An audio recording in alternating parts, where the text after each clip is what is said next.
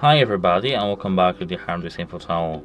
In today's video I am going to show you how you can easily change from the ANC to transparency mode or off using our headphones.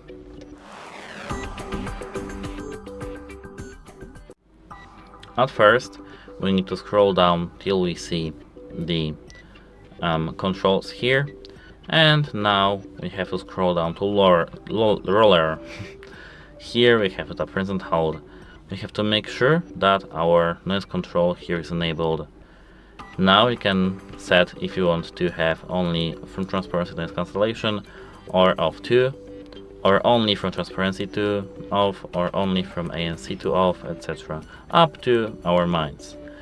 Now we have to just, as you can see, press and hold the roller button, which is here. If we see this light blinking, it means that our changes are made. That's it, hope it helps you and goodbye.